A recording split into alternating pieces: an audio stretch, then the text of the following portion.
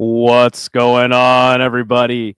Back again, Combat Conversations. Combat Casual, Phil from CST Combat Sports. Today, we're going to be wrapping up all of the weekend's combat sports events that we watched. Phil, how are you doing, first and foremost? It's Monday, so it is, work day for me, but I'm always excited to talk to my boy. What about you, my friend? I'm doing good. It was honestly a lazy ass day for me, so I've been doing. I don't blame you, bro. I don't blame you. You had a long weekend, I guess you could say. Yeah, it wasn't like the other week. I streamed for like 30 hours between Friday and Sunday.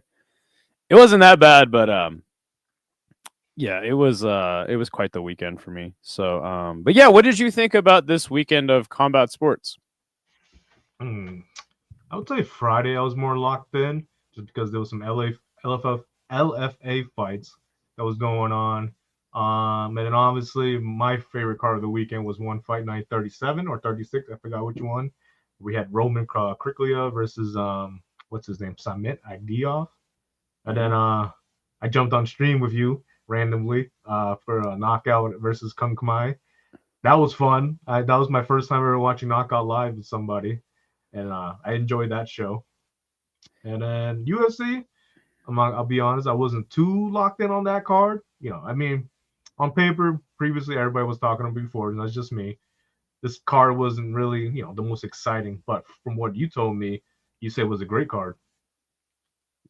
Yeah, the UFC ended up being really, really good.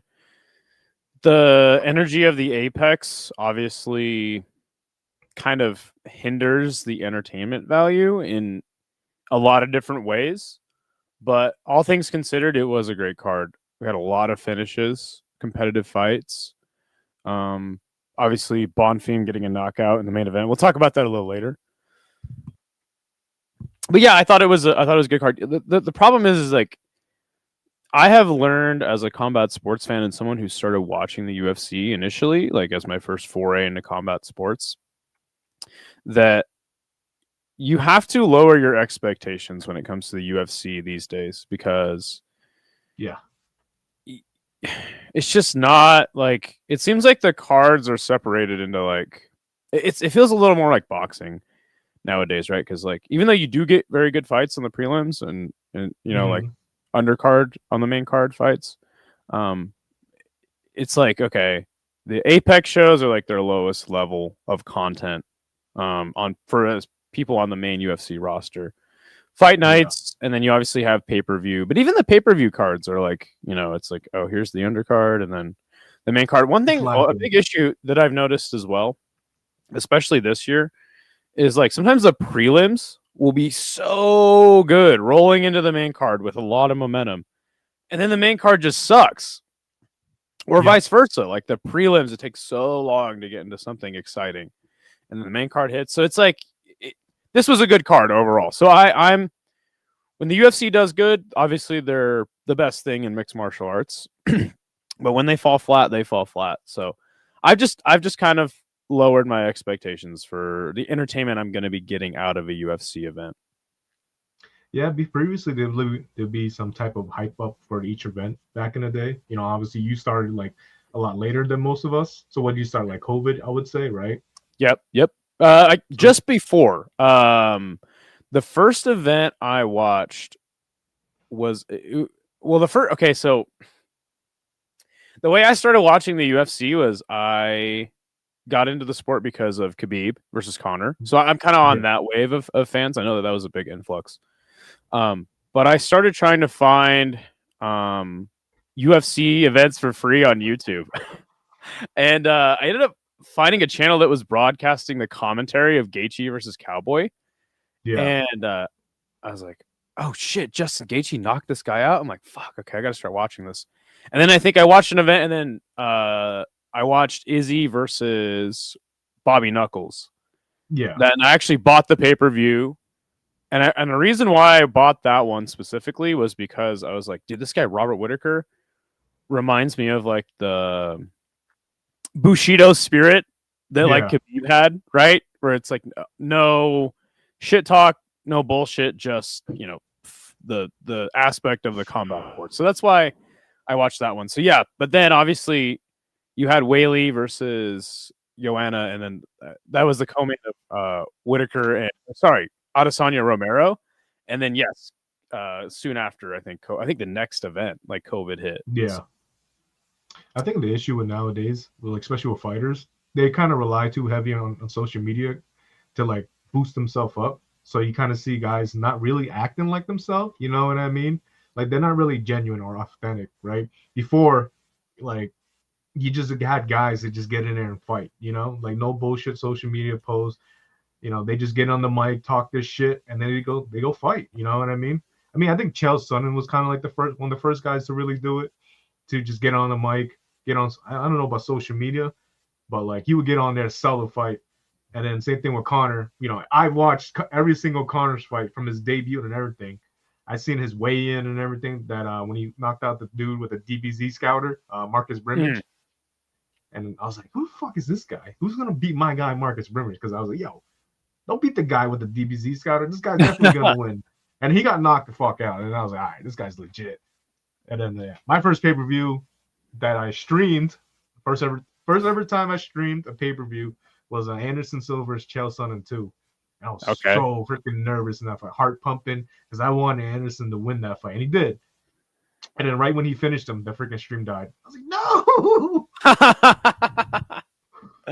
Yeah, I didn't even know you could like stream fights like at that point, right? Yeah, dude, because And then like I was at a buddy's good. house and I was like, oh man, because I didn't know how to stream back then. My buddy was like, I was telling my buddy, I was like, damn, Anderson Silva's fighting tonight. It was like, I ain't got no money, I ain't got no job. I was only like 15, 16 at the time. And then like my older homie was just like, we just streaming. I'm like, what do you mean? And he puts the link in, and I'm like mind blown. And like I made sure I wrote that down because ever since then I stream every single UFC event because I didn't There you have cable. But go. then Allegedly. UFC announced, yeah, UFC announced they were on Fox, so that was pretty cool and everything like that. So we got some free fights on Fox and all that crap. Yeah, it was a great time. You know, a lot of guys making a name and all this cool stuff. Yeah, it's funny. I didn't know how to stream until I got into the MMA community, and then people were like, "Oh, dude, you could just like watch it on this website." I was like, "What?" Yeah, So yeah, game change. thank you, MMA community, for saving me a lot of money. By the way, it's good to see Chris Cushman in the building. So yeah, let's get into the weekend. We had obviously one Friday fights, or one fight night, and my goodness, was this event fantastic. The fight nights are usually, in my opinion, the weakest product that one puts out. Um, and I don't understand exactly why. I think it has a lot to do with the With fact the that MMA. yes, I was gonna say that the MMA is lacking big time. I think I saw a graph. 2 years ago, they put on like 80 or 100 mixed martial arts fights, and then last year it was like 35. So yeah, just MMA is decreasing big time, but obviously platforms like Amazon Prime are thinking One Championship is like an MMA organization and they want that. So I think that's why they're delivering so many more mixed martial arts matches on the prime cards with their main roster guys. And for some reason, it just seems to fall so flat. Like if you can remember that event in Qatar, and it sucked. Which one? I think Arjun Buller headlined it. With the red flag? I mean, the red card? Red card. Yes. You got the red card? Red card? That was literally one of the worst fights. He fought Amir Al-Akbari. Mm-hmm. Yeah. And that's when I finally was like, God, their fight nights are terrible. What happened? Like, why is the main, like, one of their main most hyped things, right, is so terrible. But I'm so happy this event delivered, and it delivered big time. What were your thoughts on the card overall? I think it won the weekend. I thought it won the weekend too. Every fight was a finish up until the main event. But I'm not even complaining about the main event because the main event was a banger, right? You got this guy, Samet Adagdia, who comes in after winning an 8-man one-night Grand Prix for Senshi, right? We had boots on ground over there, so we got to interview him, everything. Right after he won the Grand Prix, one of our guys, Izzy, interviewed him. It was like, so what's next for you? Do you plan on going to a different promotion? You know, I know you're with Senshi right now, but what are you looking into? Fighting with Glory, K1, One Championship. And the funniest thing, he was just like, no, I'm gonna stay with Senshi. I'm gonna build with Senshi. And then a week later, he signs with One Championship. And I sent it to the group chat. Everybody's like, what the fuck? Did he just say in our interview he was gonna stay with Senshi? But I guess, hey, he must have got a nice little bag for it. So, I mean, how can you say no to fighting one of the best heavyweights on the planet in kickboxing, Roman Kriklia? In your first fight is a world title fight, right? And Roman Kriklia is like top 10 in the world. So, and then he won the tournament on September 13th, and then 2 months later he wins the world title against Roman Kriklia. Like, what a year! And mind you, this kid's only 21 years old. I thought it was a genius, masterful performance by him as well. In the first round,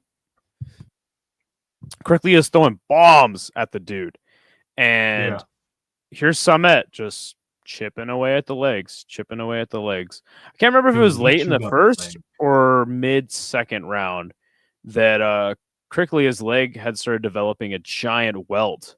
And then by the third round, Kriklia was like, fuck, and he switched stances. Not only that, he was doing well with the uppercuts, with the body kicks, slowing down Kriklia, but I think that taking out the wheel of Kriklia early was just insane, because Kriklia wasn't able to... He had a good jab going from southpaw, but he wasn't really able to move very well or set his feet to land anything, and he was slowing down more and more as the fight went on. And Samet, I think Kriklia might have won one round, and Samet just stayed on him. It was a masterful performance. I kind of am pissed, though, because I put $5 on this card, and I had picked every single fucking fight right in a parlay. I bet every single fight, and I was like, oh, I'm good. All I got to do is the biggest favorite on the card, Kriklia. All he's got to do is win. And I would have won like 2 G's. Yeah. $5. Fucking Samet gets it done, but I can't complain, man. It was a masterful performance. Who do you think he fights next? It's a rematch. There's no doubt it's a rematch. There's nobody, especially in the heavyweight division, like for kickboxing, there's literally nobody. So expect another fight night card in 2026 to be Roman versus Samet 2. And then Roman somehow is going to get benched and he's going to get released and he's going to go to Glory somehow.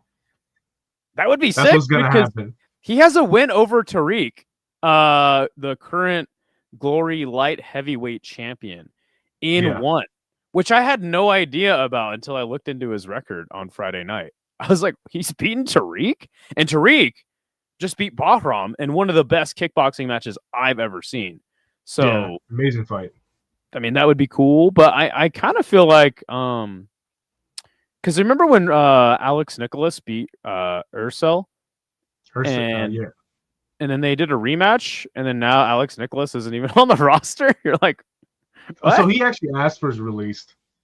Oh, He asked for his release because he wasn't getting fights, and they granted his release. You know, respect to one for actually granting his release because he wanted Nikki Holskin in Japan, and just nothing ever came out of it. So he's like, I'm not gonna waste my time. So either way, he's jumping into what's it called, MMA now. So he's been training with the Rotolo brothers. He's been in the U.S. training.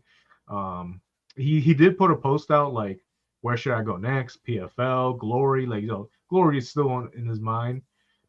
I mean, I thought he was gonna sign with Glory just because they announced a 4-man one night tournament, and it like stop doing tournaments, Glory.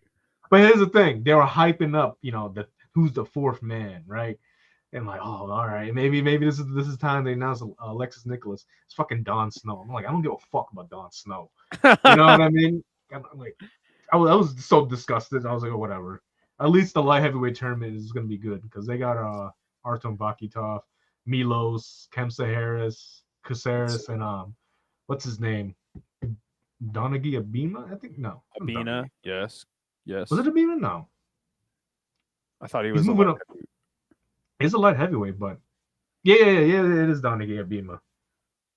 Okay, that's sick. Good to see Leandro in the chat. We have a little bit more time today, guys. Yeah. It's not so rushed, so we can read some comments. Regine Ursel is the best fighter no one talks about.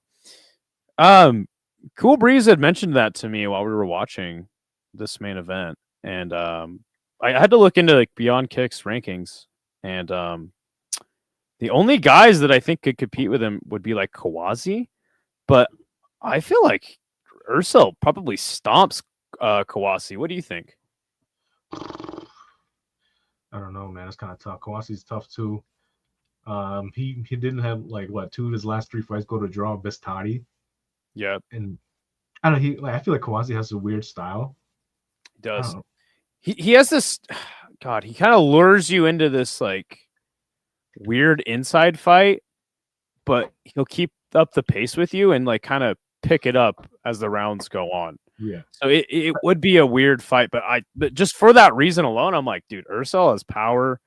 I would actually pick Ursel. He might actually be the best kickboxer in that weight class. It sucks too because one's welterweight division is not even tough. Like it was Nicholas, and it was like, all right, who's after that? Like nobody can really name anybody. Well, even Nicholas, like, what did he have? 1 fight in that promotion before he fought Ursel? 1 or 2 fights. It wasn't like Friday fights, and they were like, all right, title shot. Yeah, it was random. And he shocked everybody, beating him. And I think Ursel underestimated him and was like, all right. And then he cleaned it up in his next 2 fights and just dominated. Yep. Not dominated. Dominant is a strong word, but he got the job done. Those old K1 tournaments were dope, though. God, dude, nothing can top that. I mean, I still love K1. I still watch the shit out of K1, to the detriment of my circadian rhythm. But yeah, dude, those old K1s just had so much flair, personalities.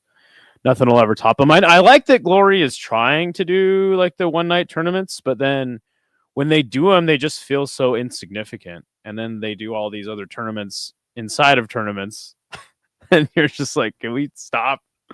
I don't know, man. I feel like just like these heavyweights they bring in, they don't feel like, how would you say it, intimidating? You know what I mean?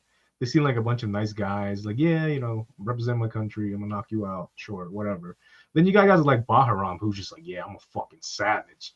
You know what I mean? He really fights like a savage. He doesn't fight to win by points. He fights to kill you, and that's what we're lacking in. So true. I need more guys like Baharam.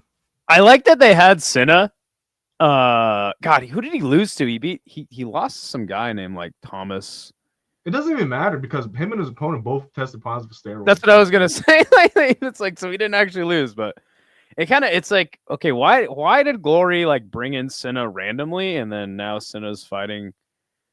He boxed fucking Cozy on a Ryzen show. Which no, it wasn't Cozy. Ampo. It was Rakuya Ampo, not Cozy. He boxed fucking Cozy, dude. Cozy? You sure it wasn't MMA? He boxed Cozy. He might have boxed Ampo. I can't remember. No, he boxed Ampo. It was such a funny fight. hold on. Now I got it. But yeah, and then yes, they brought back K1. What was it? Kings?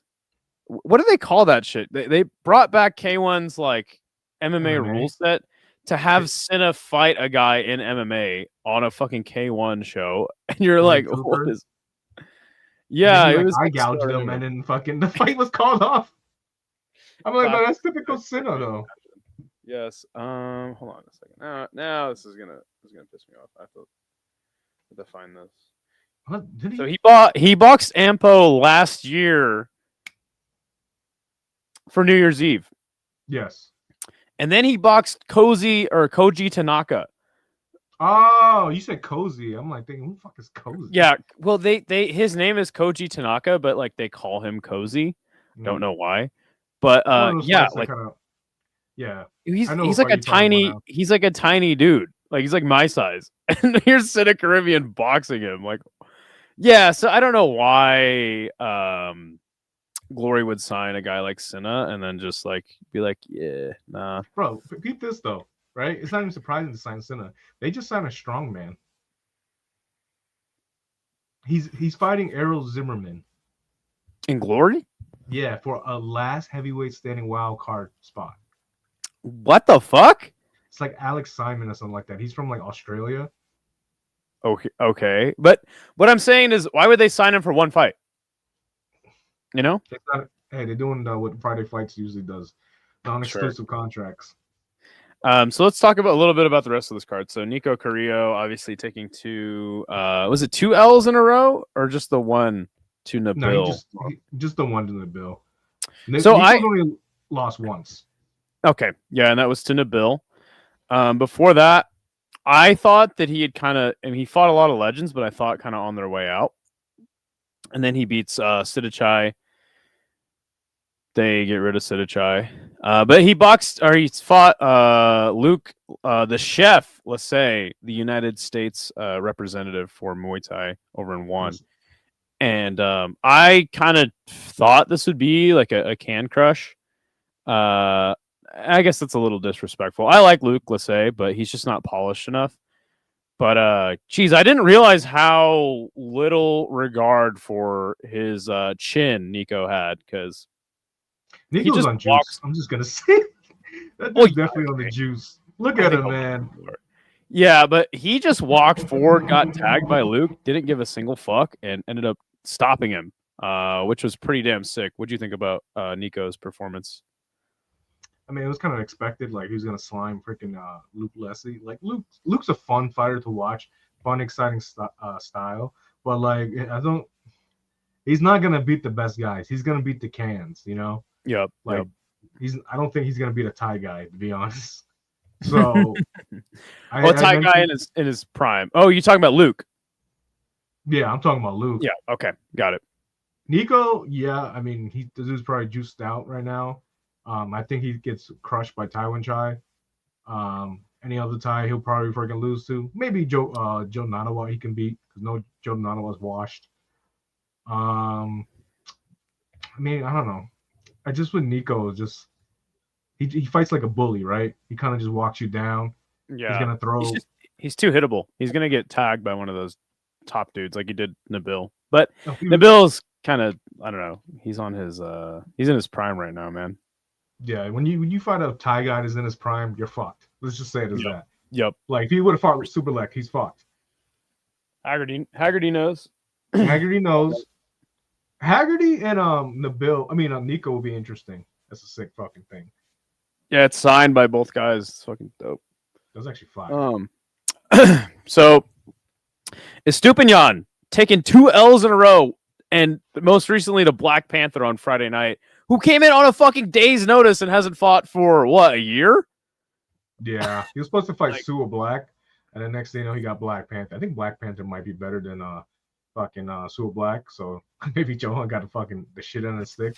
Both Estupiñán brothers have both got finished in the last 2 fights.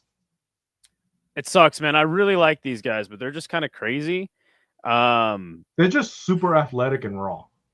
Somebody in my chat was telling me that they trained at Fairtex, and they watched Estupinian at the gym, and they said that he does not spar before his fights. Really? Yeah, and I was like, that's insane to think about because they have such a wild style. They probably So- spar each other like the twins, but like, are they sparring with the other fighters? You know what I mean? Trying to get different looks. They said they're not. Maybe, So maybe the coach is just babying him. I don't know. maybe. I mean, I really like the Stupinian brothers. They're very, very exciting, but I think that a lot of their deficiencies are starting to show, unfortunately. Because yeah, he lost to Naito and Black Panther now. It's like fuck, man. There was some other fights in this card. I mean, oh, Willie Van Ruyen, he is a champ in another EFC. organization. Yes, and he came in on short notice too. Was supposed to defend his title. Any other fights on this card you were stoked to see? Not really the most deepest card. I mean, Taiki Nato, props to him. He's on a little streak right now. Yep. Nakatani gets his first win. I'm pretty bummed out about Carlos Booing. I can't say his last name. I actually like watching him fight. He's actually always finishing fights, but then you fight a Russian dude, it's pretty much game over. Yeah. Especially in one. It was a good card, like a lot of finishes, main event delivered. And if I would have ranked this card, you can honestly give like a 9 or 10 out of 10 if you really wanted to. It delivered, and the main event wasn't one-sided as a lot of people thought it would be, because like this kid did win the Senshi Grand Prix, but like just because you win the heavyweight tournament, the heavyweight talent outside of Glory really isn't that great, and he proved that he's one of the best. And he's 21 years old, 18-0. He's a Grand Prix winner for Senshi, and he's the one heavyweight champion. If he beats Roman quickly again, you got to put him in the conversations. 100%. Yeah, I don't know, man. Glory's trying to bring back heavyweight in a big way, but they're putting too much focus on it. I feel like, I don't know, dude. The state of European kickboxing is something, because I tried to watch King of Kings, which I don't know if you know like much about King of Kings, but I was under the impression they were one of the better like kickboxing organizations in the world. And in the last few years, they've been doing shows with MMA and boxing fights on them, and I'm just kind of like, what is going on with the sport? And I tried to watch King of Kings this weekend, and it's not great. A lot of the issues that plague European kickboxing plague this card. There was 2 fights in a row in which a guy stepped on his knee wrong and blew out his knee. Fight was over. That's funny. I think the problem with a lot of European kickboxing fights I watched, they kind of I feel like they fight just for the points. You know what I mean? It kind of feels like a sparring match half the time for me.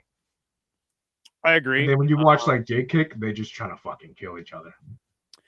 Well, there was a Dynamite fight show a couple weeks ago, and it was really good, but it's like behind this paywall of this Romanian streaming service. Yeah. And it was like $50 a month, and I was like, I'm not buying this shit for $50 a month. Yeah, I ain't paying $50 a month. Yeah, but the prelims were fucking great. So I don't know, man. And this was in Romania too. I think Dynamite Fight Show is based out of Romania. But I don't know, man. European kickboxing is it's in a very weird place. But guys like Samet winning the Senshi Grand Prix, which I would honestly put like King of Kings, Senshi, like on par with each other. But maybe, I mean, Senshi's the heavyweight division in Senshi is something. Milos is from Senshi. Yep. So I wish Dynamite Fight Show was easier to watch. I'm like $50 a month, dude. Like, you kidding me? Dude, I don't even want to pay for the zone. No, I pay for DAZN. I pay for DAZN right now. But the plans are so confusing for me.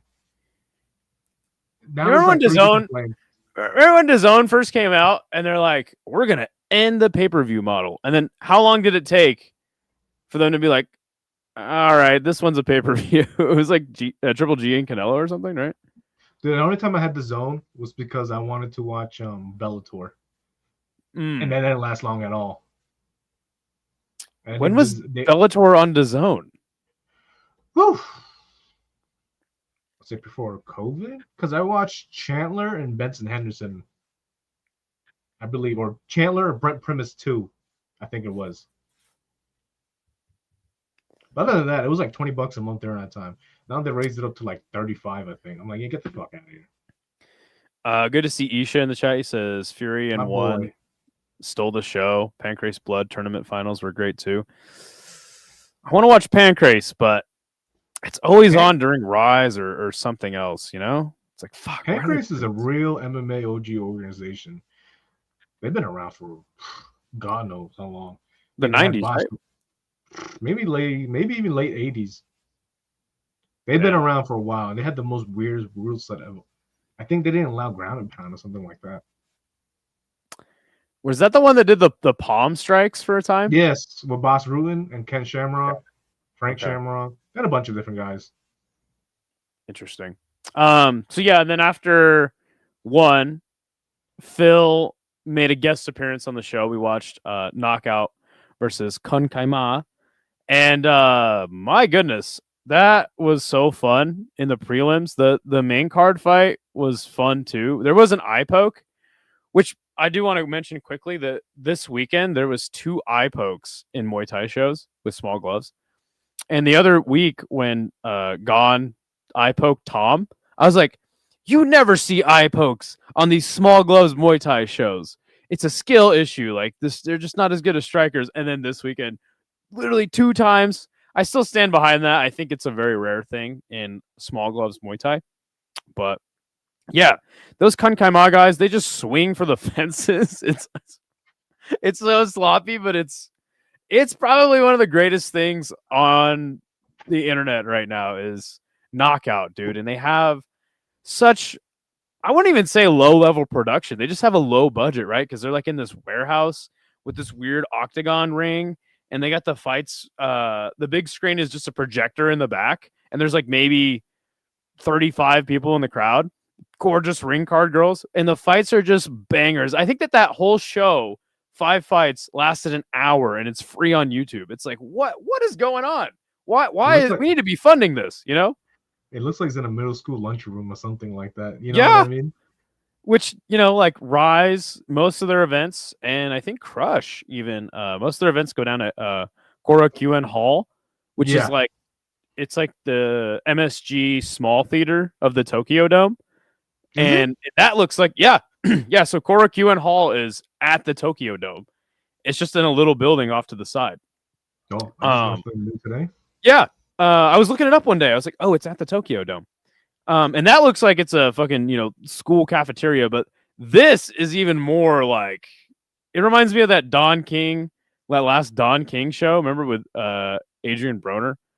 Yeah, when he lost, right? It was like actually in a cafeteria, like, because I think they had like, yeah, but yeah. So it's weird, like how low of a budget they have, but they're doing us a huge service just by putting on these great shows that last like an hour free on YouTube. I mean, God, it's something else, man. Yeah, especially making it in a 4-ounce gloves too, or as they call it, open finger gloves, whatever they call it now.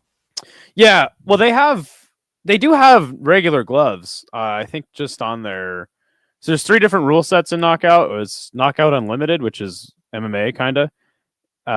There's Knockout Red, which is Muay Thai, and then the 4-ounce glove Muay Thai, and then there's Knockout Black, which is kickboxing, and they do the regular gloves in that one. But yeah, no, it's so sick. Saturday morning, I tried to watch King of Kings. It wasn't that great, but then we had the UFC card that went down. What did you think about that card? Did you end up watching the card, or oh shit, sorry. So I watched some of the prelims, and I caught up on the main card. And yeah, Christian Leroy Duncan had one of the best knockouts on the card. Chris Padilla, fucking that dude's on fire right now. I think he's 4-0 in the UFC. Took the fight, even though Ismail Bonfim missed weight by like 5 pounds. Broke him down, finished him in the second round, and then Urso Medics freaking smoked Muslim Solikov. I actually missed the Joseph Morales and Matt Schnell fight. So, but I know Joseph Morales got the finish. It's Matt Schnell, so I don't really have much stock in him. Kind of a weird co-main event, to be honest. And then the Bonfim knockout against Gabriel Bonfim against Randy Brown. A lot of people said it was controversial but premature. But like I looked at the finish and you could tell Randy Brown did look a bit out, and I could see why the ref stopped it. I don't think it was like rigged or anything, but just like Not only that, he stumbled on his way up. I thought the stoppage was perfect. I thought it was a great stoppage. I think that the bigger issue is I had a lot of people pre-fight telling me like Brown was going to smoke Bonfim. So I think that kind of added to like people saying it was a bad stoppage, but I thought it was a great stoppage personally. I thought it was great. Don't put too much stock into Randy Brown. When he gets his big fights, he usually tends to fucking choke. But I'd always thought Gabriel Bonfim was a bit overrated. So I mean, you can't really call him overrated. He was a rising prospect, and then he got smoked by Nicholas Dalby. Smoke, that's a strong word. He was actually winning like the first 2 rounds, and then he just got tired and he got finished, which I made money on because Nicholas Dalby is undefeated against Brazilians in Brazil. I think so crazy. I think he's like 7-0. What is that? Yeah. So it was looking a little chippy in the first couple rounds. I was like, fuck, maybe this is the time he loses. And then you see Bonfim just get tired, and Nick Dobbs just wail on him. But that's his only loss in the UFC. He had a controversial win against Stephen Boy Wonder Thompson. Yeah. I thought Wonder Boy won. I did too. I thought it was close enough to where I didn't hate Bonfim winning, but I definitely thought Wonder Boy had won. Randy Brown's always had his opportunities. He got screwed over in the Brian Battle fight, lost that one. Obviously the Bonfim fight. He had his chance to really step up against Jack Della. I actually put money on Randy Brown, but he kind of failed me that night. Okay, he got smoked by Jack. He got smoked. He got dropped and he got hit with a guillotine. I'm like, fuck, all right. He got submitted by a striker. I think the bigger issue is like, with this card too, is like Bonfim and Brown are never going to be like a serious contender for the title. Dude, honestly, like this was like a prelim main event. Like, fight. Yeah, I agree, man. I like the fight. I thought it was a good fight, a good stoppage. Randy Brown. I never. Who did you pick to win, by the way? I might have picked Randy Brown. I had Bonfim by second round. I thought my third round KO. Because I never was high on Brown. And for as much as people aren't high on Bonfim, like I always like when Randy Brown debuted, he was a very fun prospect. But he just, I don't know what it is about him. He gets caught, and I don't know, man. I thought he kind of had beaten a lot of guys on their way out. And obviously knocking out Muslim Salikov at the time was something, but I just was like, I was like, man, Randy Brown, like he just kind of beats like the older fighters, and now he's 35. So I'm like, dude, like Bonfim, for as mid as he is, I mean, I know that he's a good fighter, and I think he's ranked now, right? I was like, Bonfim's got this. So that's kind of was my line of thinking there. So we're looking at all of Randy Brown's wins, I think maybe 1 or 2 guys might be still in the UFC. Ooh, that's a great point. Yeah, let me check this out. So you've got Battle not with the promotion. Dalby's in the promotion. Zaleski's still on the roster. Salikov, so that's 3. But look at the guys way below. I mean, it's Chaos Williams, Jared Gooden, but Jared. That's Jared. I'm thinking Jared Gordon. Gordon, yeah. Is Gall still on the roster? I don't think so. I mean, he might still be. Seriously, though, like what is his best win? Right? Like Salikov, Zaleski? Like, come on, dude. I mean, it would have been Brian Battle if it went the other way. Sure. Maybe Dobby, but Dobby's going old too. Dobby's 40. Yeah, that's crazy. Morales bullied Schnell and subbed him. It was embarrassing. I don't know why Matt Schnell retired and then came back to get stopped twice. Or no, he came back against Jimmy Flick, and then I don't understand what's going on there. Medic knocking out Salikov was I actually expected either Medic to knock him out quick or for Salikov to knock him out second or third round. But I expected a finish, that's for sure. Yeah. Medic is a very fun fighter, and Salikov is on his way out. I kind of hate how, for some random reason, people are now overrating Salikov. And so I was like a detractor of his leading up to the fight. I was like, Salikov's old, blah, blah, blah. I'm still picking him to knock out Medic, but he's old, and then now people are going to underrate him. It's so annoying how fickle MMA fans are, man. It's not like he did win his last 3 fights, and he had 2 back-to-back press-up knockouts. He knocked out the shit out of Song Kanon with a spinning wheel kick, and then he knocked out Carlos Liao in was it in Abu Dhabi in like 42 seconds. So I was like, yo, he's a very fun and exciting fighter especially for his age. Yes. But is he going to be a contender? No. But, you keep him on the roster, he gives you banger fucking finishes. Yeah, and he's another one of those fighters that wins excitingly and loses excitingly too, right? So yeah, we might as well. Kind of bad for his brain. Yeah, 41 Chris years Padilla. old.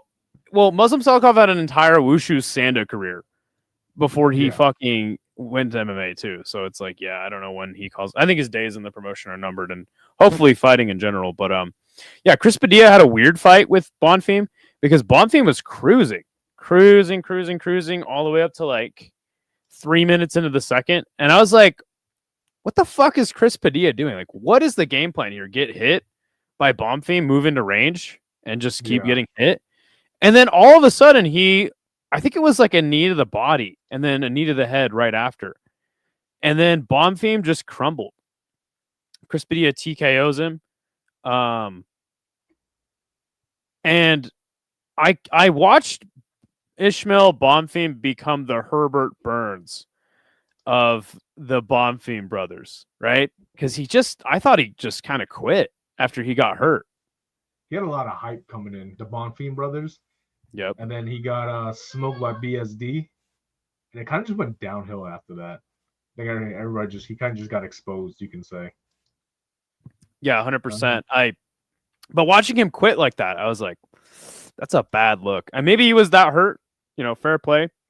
Yeah. Gotta respect anyone who gets into the cage.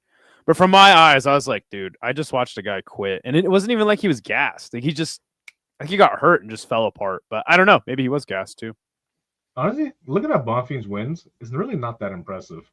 Like Terrence McKinney and Vince Pichel. And Vince Pichel's like 40, bro.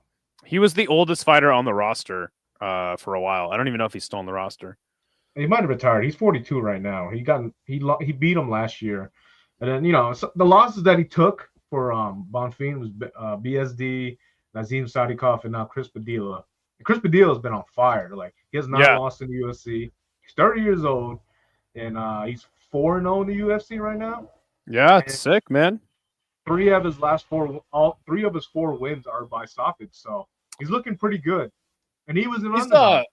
He's sneaky good because like he has this like plotty Muay Thai style, but I feel like he's got a lot of different ways to win the fight, and we watched him take big shots from Bonfim and he just kept moving forward. So exciting for what he'll do next. But I think that the performance of the night, in my opinion, would go to Christian Leroy Duncan. I had picked Marco Tulio to beat him and by KO. But I did recognize that like Christian Leroy Duncan is a very dangerous fighter. But I was like, man, like he's kind of got this point style, and I don't know what it is that he has all the intangibles to be a serious contender, but just like he didn't have really great wins, and then took some. He kind of got outgunned by RoboCop. Yeah, but man, like. Who is this Christian Leroy Duncan, dude? He was so aggressive, so sharp. He fucking bullied Tulio. Tulio's only success was when he was able to smother Christian Leroy Duncan. But it was very apparent that like Tulio had absolutely nothing for Duncan, and then Duncan hits him with that spinning back fist, drops him to the ground. Tulio's head hits the canvas and like he's out, and then he gives him that super necessary shot on the ground, Yeah. and it was extremely vicious. Talk to me. What do you think about Christian Leroy Duncan? I think he's really improving ever since his RoboCop loss, right? He had a weird start in the UFC because he was one of those guys like, when's Christian Leroy going to be in the UFC, right? With the Cage Warriors middleweight champion, a lot of hype behind him. He gets his debut against Dusko Tukurov, whatever. Kind of have a weird fight. Todorovic. And he wins by like a knee injury, so that was weird. And then he loses against Armin Petrosian.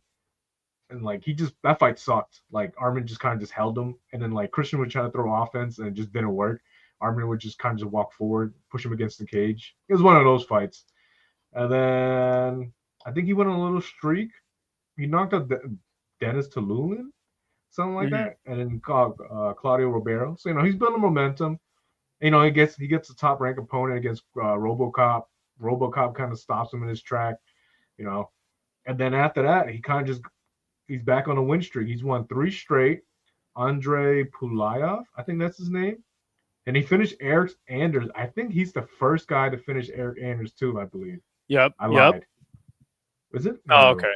Well, either way, Eric Anders is not a guy that gets clowned, finished easily, right? Like, yeah, and he fucking cruised on him, and then does this to an up and coming prospect like Tulio after getting the vet like Eric Anders, and I'm so impressed. I think that Christian Leroy Duncan is a flip switched, right? And now he's just this fucking very dangerous fighter. I fucking love it so much, man.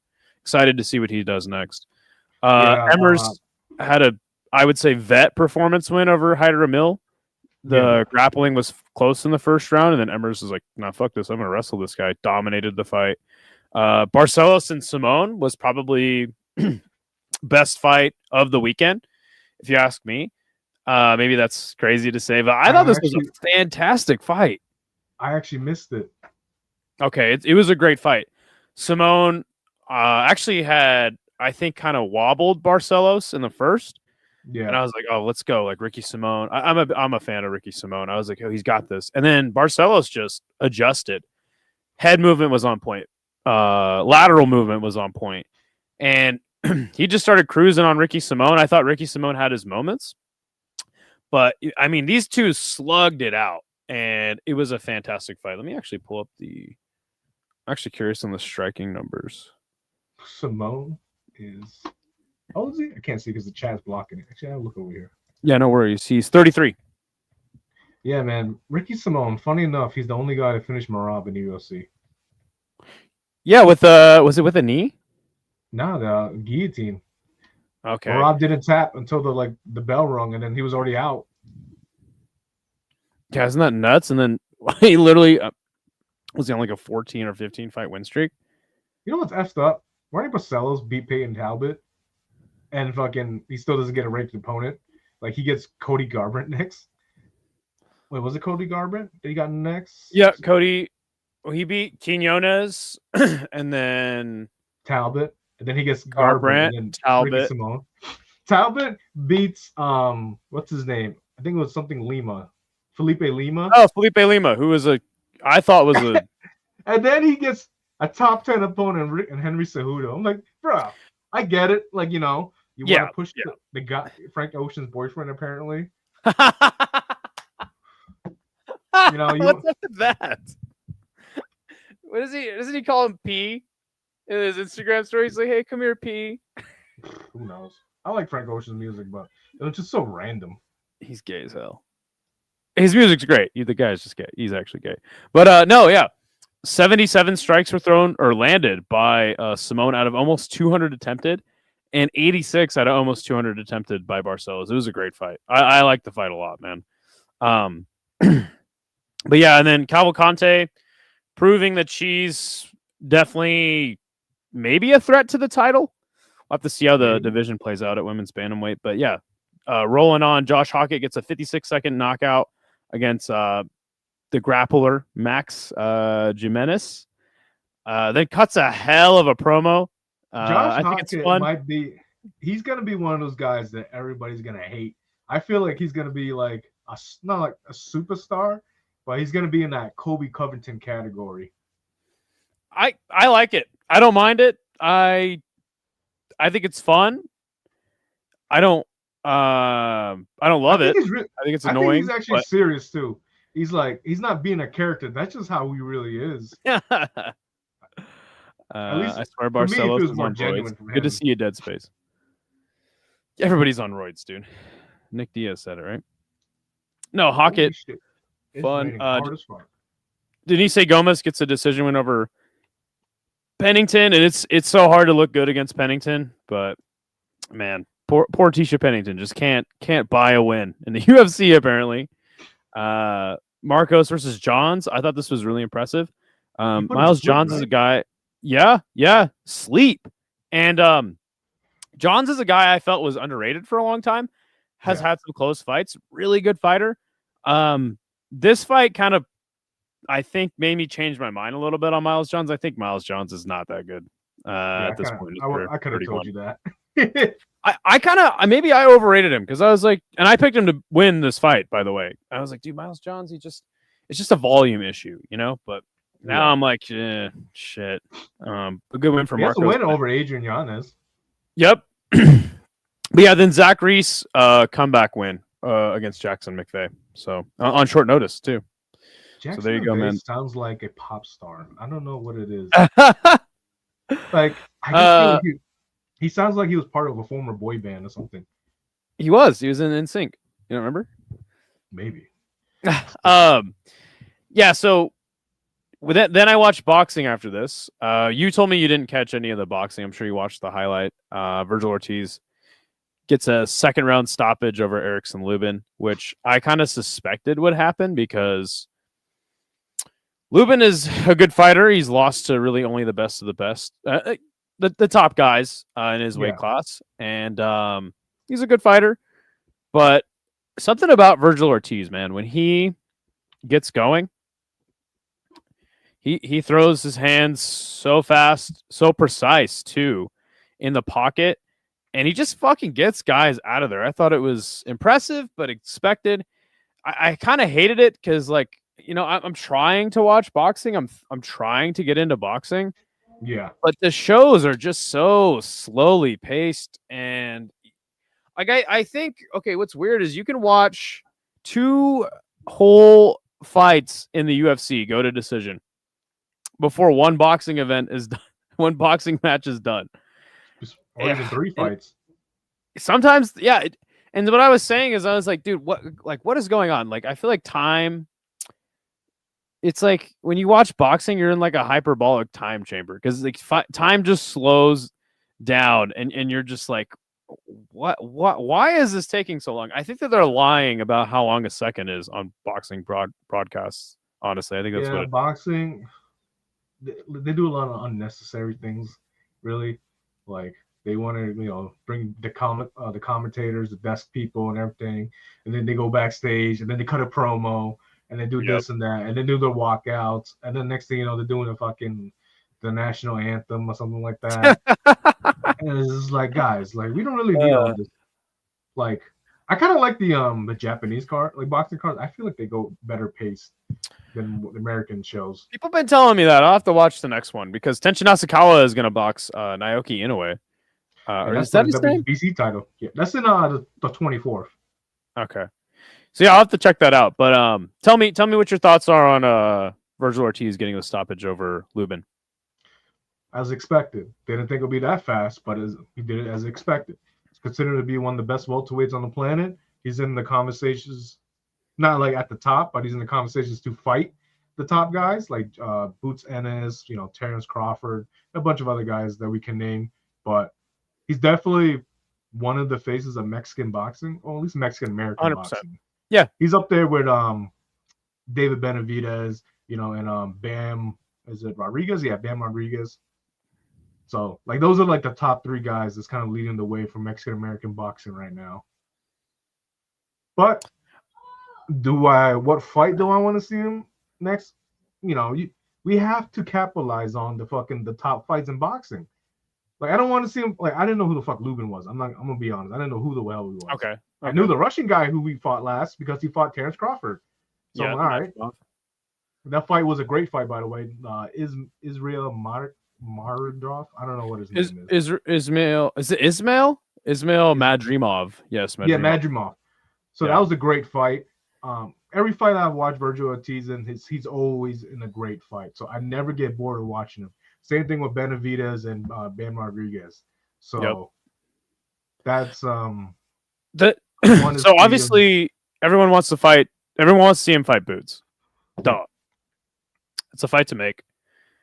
The issue is we've seen this story play out before. Errol Spence and Bud were supposed to box each other for like what 4 years, yeah. and it just never happened. And then when it That's did, smoked. he did. But you know, EJ was literally in a car accident. It's a miracle he even lived through. Came back against Ugas, had a very fun performance, and then I think he fought Danny Garcia in that time too. I can't remember, but yeah, he got destroyed by Bud. And you know, I'm just like, this is a big problem with boxing. Is I mean, Floyd and Manny, right? It's like they're not going to capitalize on that. I don't have any hope for that unless for some reason Turkey gets invested in the fight. No, I think that you'll see that fight in like 2 years, 3 years, maybe. You know, and then by that time, has Boots already gone up to try to chase a fight with Bud, who's not going to fight him because I don't think Bud's even going to fight like again, or maybe he'll fight one more time. Yeah. So you know, it sucks, man. It sucks. I think Bud's sticking around at middleweight after he just dominated Canelo.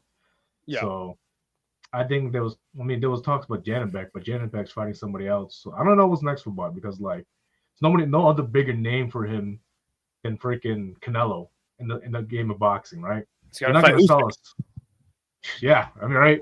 Somehow he's got to put on an extra like 20 pounds or 30. Yeah. But there's really nobody. I mean, if he were to retire right now, I'm cool with it, you know. But unless he goes back down when he fights like Jaron Ennis or he's not gonna do that. Him and Virgil Ortiz would be great. They'll never do it. But and then also it's like Bud fights once a year, so it's like Boots is gonna. Bud's not gonna fight him, dude. And so that's why I'm like, yeah, like of course everyone wants to see that happen, but best of luck to you. Waiting for that fight to happen. Wow. Nothing else for me in boxing. I mean, other than just wanting to see Boots and freaking Virgil Ortiz, which is like I said, it could take 2 to 3 years. I'd be shocked if I see the announcement like this fight is happening. So yeah, there's no way. What's next? I tried to watch Rise Kickboxing. I really wanted to see Koki Osaki not defend his title, but be in a super fight. And I ended up falling asleep basically on stream. I think I had streamed for like 8 hours beforehand. Did not get a nap in. I think that the end of Virgil versus Lubin. 4 hours later was when Rise starts. I didn't get any sleep, and I started falling asleep on stream.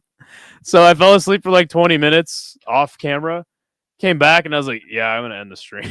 So I love me some Rise, but I was not able to stay up for this one, unfortunately. It's tough, especially with the way you do things. Like you stream like 3 events at the same time, and then you try to get into the next one. It's a tough grind. That's why I believe that you should just be selective with your events, in my opinion. Like, for example, go ahead. Were you really gonna watch that whole Golden Boy card? You know what I mean? No. I'm trying to get more into boxing, but you're right. You're absolutely right. That's why when I do run Combat Sports today, it's like, do I really have to post this? Like, sure.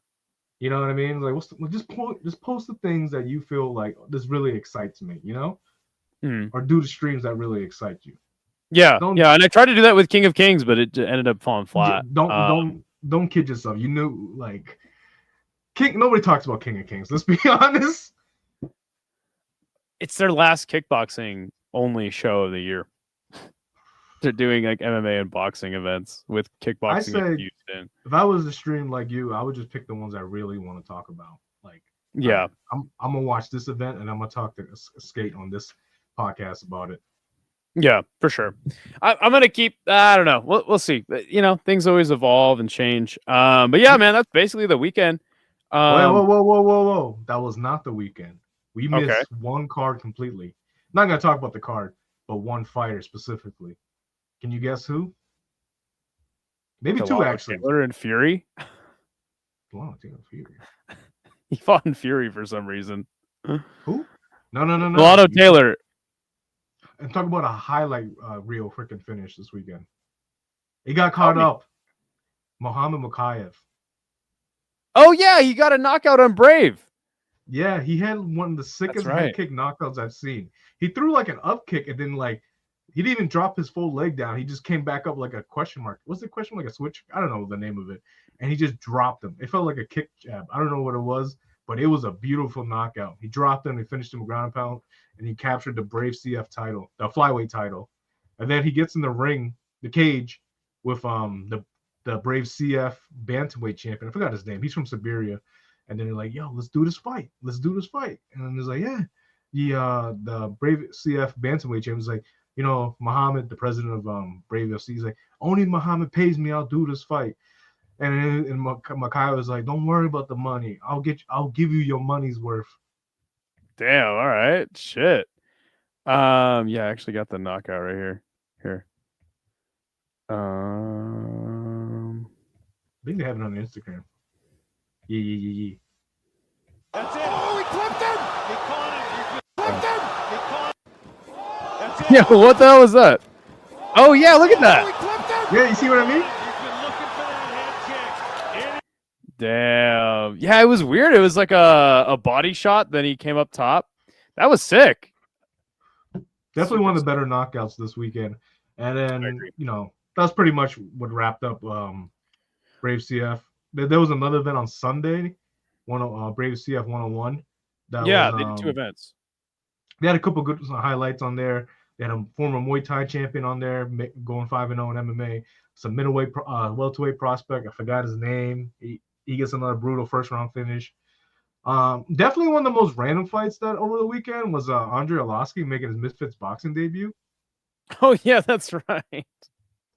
What the fuck was up with that? He got a knockout, yeah. He knocked out some former reality TV star named Kells in the 4th round. It was pretty bad. Like, he got knocked out pretty fucking bad. And I think, Arlovski's throwing himself into conversations for a heavyweight title shot in Misfits, which I would be happy for, you know? I like to see the OGs do well. Who's the stupid ass champ in Misfits? Chase Demore, who's fighting Andrew Tate December 20th. Hey, imagine this in 2026, right? Andrew Tate, Andre Arlovski for the Misfits boxing heavyweight title. Bro, that's crazy, right? No, that sucks. I don't give a shit about that. I don't want to see Andrew Tate and Andre. What the fuck what is wrong with you, Phil? Listen, we're doing it for the MMA boys. And then Arlovski's gonna get his praise. He's gonna be social media viral. He's become a superstar. That was so 2 or 3 years ago when Jake Paul and the MMA guys are gonna get a win for the MMA guys. I'm done with that shit. But listen, imagine Andrew Tate is pretty, you know, controversial, but you know, he moves the needle, right? It's Andrew fucking Tate. Imagine Arlovski knocks him out, and the UFC's like, "Fuck it, bring him back." And I'm not putting any more energy or thought into this. Come on, man. And you know what's crazy too? On the co-main event just announced today, Dylan Dan is versus Anthony Taylor for the Misfits MMA light heavyweight title. And then on the undercard, Tony Ferguson will be defending unifying his Misfits boxing middleweight title against whoever the champ is. I don't give a shit who the champ is. Guys, is giving me a tumor talking about this. I love this shit. This is like old school, like what the fuck MMA back in the day. Fight Circus got ruined by America, and now this is what we got. It sucks. Do you have any other headlines for us before we wrap up the show?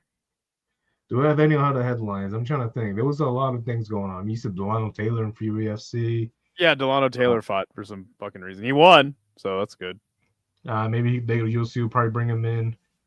I mean, there was nothing crazy. I didn't really watch. I think there was BKFC over the weekend. I'm not too sure. No, I don't think there was. So, okay, maybe it's definitely this weekend. I remember putting that in the post.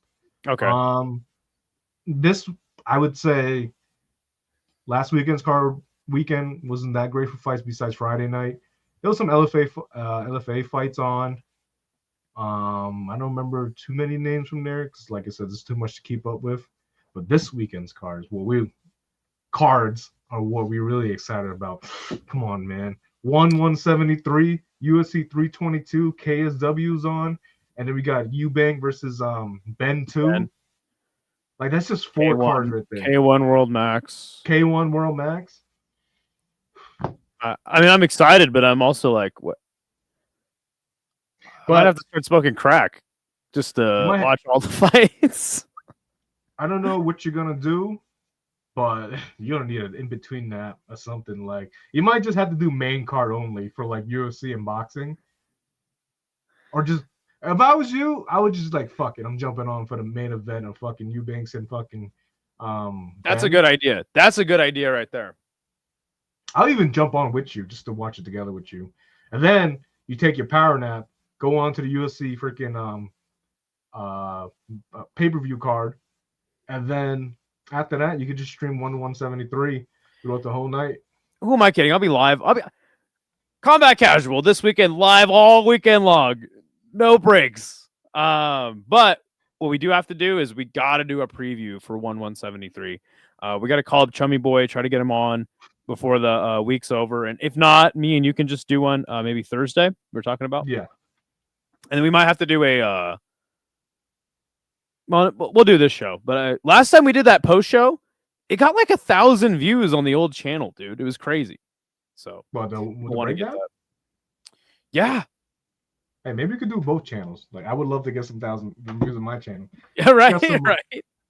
Because if I'm gonna do a breakdown, like fuck it, let me do it on. Or you know what we could do? What we should do is we'll just talk about it on this show next week. Yeah. Next weekend or week, and then we'll just clip it. I'll send you the video, and you can just post it on your channel. It doesn't matter to me. I'd rather go live, to be honest. Talk with the boys. Well, what I'm saying is you could make it a separate like video for 173. Just clip it and then put 173 in the title, and then it'd probably get you some good views. So yeah, we'll talk about that after. But yeah, I'm down. I'm really. I broke down one of the cards with you. I think it was the first Japan card actually. Yeah. Right. Yeah, I can't remember which one it was, but yeah, we should definitely do a little breakdown for it. There's a market out there for one coverage. So yes. So especially the big ones, like every fight night, I don't really fucking see myself doing it. But like when we get a number event, I'm in, bro. That's what this is where the good shit comes in. Look, by the way, there was supposed to be 7 or 8 title fights on that card, and now there's 6 or 7.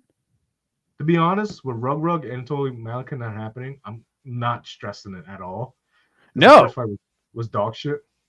Well, and then it's like the card is strong enough, and we'll do a breakdown and we'll talk a little bit more about this. But as good as this card is for one on the weekend, it's actually a really bad sign because you have Stamp, Superlek, Nabil, to be honest, Lee, Takeru, Superbon, all on the same card. That's not good, dude. You have all of your stars on one card. How many failed hydration tests we're gonna get? I'm gonna say you're gonna get at least least 5, unless Chachu's smart and he says, "Fuck it, everyone made weight, even if they didn't," you know? Yeah, but you can't. It's live. Oh my god, it sucks. You can rig it up. Before we go, I do want to think. The MMA fights, we got Rotolo brothers, right? And then not Rotolo brothers, Tai Rotolo. And then we got Christian Lee. And then obviously Malkin is off the card. Yuya Wakamatsu versus Joshua Pasio, which is a super fight because Joshua Pasio is moving up to fight for the bantamweight title now. So that's a big fight. Main event, obviously kickboxing fight, arguably one of the best kickboxing fights that can be made right now. Definitely some of the best Muay Thai fights. My favorite fight of that whole card, right? It is Superlek versus Yuki Yosa. Let's go. Let's go. Let's That's the only go! one that matters. Fuck yeah, dude. Yes. I'm so pumped for that, dude. People have been talking shit to me that Yuki Yosa is gonna smoke Superlek. I'm like, no, he ain't. But I don't know. Yuki Yosa's Dude. good though. It's a He's dangerous good. fight. It's a dangerous fight. No, but the What Superlek super fan of me cannot. Superlek's Fathom. coming in blonde. He's coming Yeah, I in know. blonde. What does that mean? I don't know. Chachi's He got something believes- rigged up on this shit, dude. It's a going out of business sale though. It really is. You don't put fucking like all of your stars on one card, and yeah, I don't know. It just seems like a weird move. Well, for me, I mean, from what I know, right, is that like, you really want to break into that Japanese market, right? And you have to sell your Japanese market, right? That's where your investors come in. This dude's the king of finding investors, and you really want the Japanese investors to be locked in on one, right? So put on the greatest card you can put together. And I'm okay with they do this every time for Japan. Because the first I am one, too, not bro. first- But like, when has there ever been a card like this in one's history? Okay, 1X, right? That had to be the 1X? second biggest. the one earlier Card. this year. Well, okay. I mean, what was that called? I think 168 168. 168 was in Denver. was it 69 or 170, 171. Let's see, It was 170. Takara was Rotang, bro. And then we had the one with Superlek and 69. Takeru. No, 69 was the failed Atlanta card. It might which one's this one coming up? 173? Maybe 167 or 166? I can't even remember. Yeah, Rod Tang versus Takeru. Maybe 167. Oh, 72. Okay. But I just want to compare because it's like, yeah, Was that it card. 72? Yes. Okay, let me see. Dude, So, that card was one of the best. That's my card of the year. so you had Rodtang and Takeru, Noriri versus Tawanchai, Yuya Wakamatsu, Adriano Moraes, Debella, Same, Pechicha, Kana, Nabil versus Superlek, Nadaka versus Erewhon, Aoki, Foliang, Hiroyuki Akimoto versus Lineker, Lee But here's and the thing. Okawa. Go ahead. Remember Nabil Superlek was supposed to be a title fight, but Superlek missed weight. Yeah. So that was like 6 title fights. Okay. Fair enough. Yeah. Flyweight kickboxing. Wait, And this is when it Naka says made that- his debut. Wait, it says that only one. It says that Fajija was the champion. Yep. Oh yeah, the interim featherweight kickboxing champion, the vacant flyweight world championship, the one strawweight kickboxing champion, the one women's atomweight kickboxing championship. So yeah, that would have been 1, 2, 3, 4. Yeah, it would have been 5. Fair enough. And then what about 1X? 1, 1X. 2, 1X was 3, crazy because they had 4, a Grand Prix. I think. 5, 6. Yeah, okay, I get it. But there were supposed to be 8 title fights on this card. So I don't know, man. It doesn't seem. Bro, I'm pretty sure 1X was a 2-day event. Was it? Dude, I swear to God it was. That was the first one card I ever watched. I didn't even watch it. I just like looked up coverage of it. So Or was Anyway. it split into 2 cards? Oh, so okay, it was a part 1, part 2. okay. Which is a look. March 26, 2022. And holy shit, it had mad fights. So the card was split into 2. So part 1, part 2 was free on YouTube and Facebook and one.com. And then the pay-per-view card was on obviously pay-per-view. Damn. Even 1X was bigger than all these cards. That's crazy. Yeah, I mean that was like their landmark show. So like I said, they go hard for the Japanese cards. Sure. So this isn't a worrying thing to you. No, I mean, you know me. I would have told you if something was warning. Hey, Fair enough. come on, man. All Hey, right. look up my name on onechampionship.com. Damn straight. All right, brother. Let's wrap this show up. Be on the lookout. We're gonna hopefully do a preview for 173 for you guys, breaking out every single fight. Definitely wanna Phil, check do you that got out anything before coming the up release. on the channel this week? We got a couple interviews dropping. Kenneth Cross, I believe, from Tough Enough, or one of these Okay. promotion or A1 Combat. I am in conversations with LFA. We'll keep on lookout for more exclusive interviews, more coverage on them. So that's pretty cool. I'm excited for. Other than that, yeah, just we're gonna pump up the interviews on the Combat Sports Today channel.